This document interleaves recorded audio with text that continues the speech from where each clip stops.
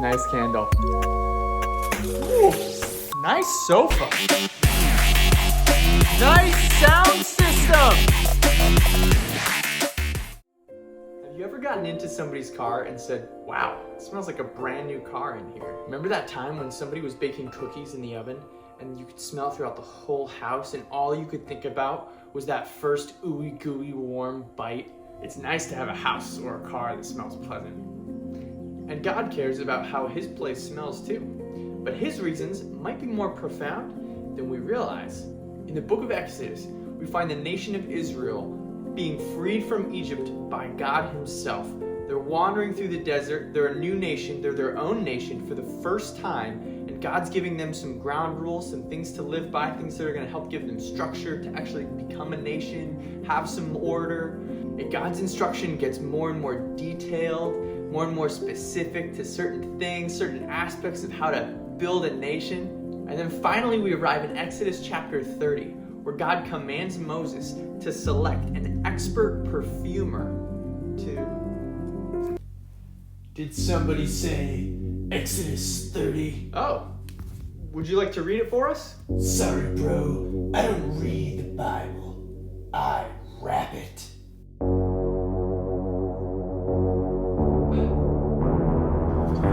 Exodus 30, 22 to 28. God said to Moses, okay, you're gonna need supplies.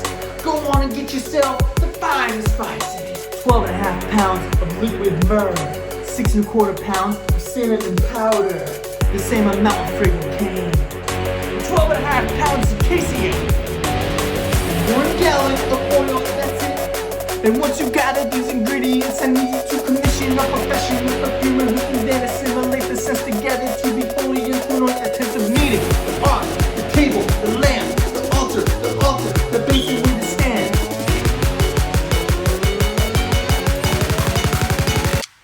Consecrate them.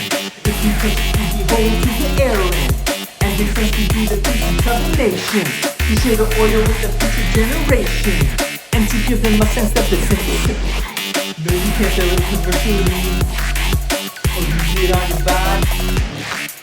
Special sense only. You gotta use the fragrance frugally. Yeah, you gotta use the fragrance frugally. Cause it's a special fragrance, y'all.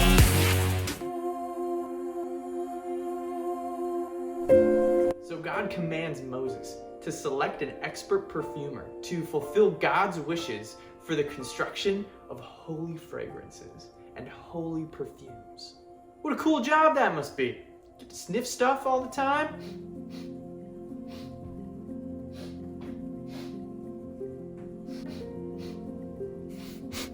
God gives the people some general instruction, some materials to use, and then ultimately he leaves it up to the people to tweak that mixture and decide for themselves what perfume they are going to deem as holy from that point forward.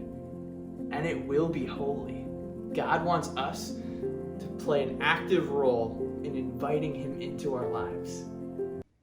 I was at my friend Christian Hamilton's house in Myrtle Beach, and his dad had a home office that took up a whole room at the front of the house.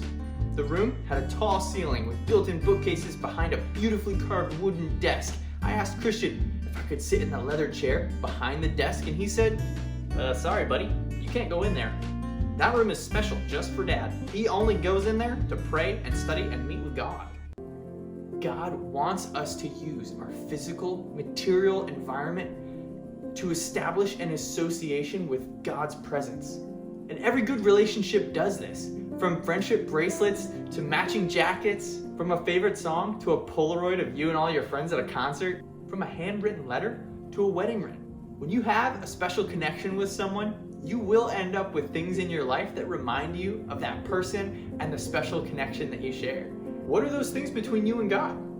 For the brand new nation of Israel out in the desert, it was the Tabernacle, with all of its fine linens and tables and lamps and basins and altars and gold and silver and accoutrements and perfumes. For me, it's things like stained glass windows, organ music, a campfire with acoustic guitar playing, a cool foggy morning on a lake. When I experience these, I automatically feel like God is in my midst.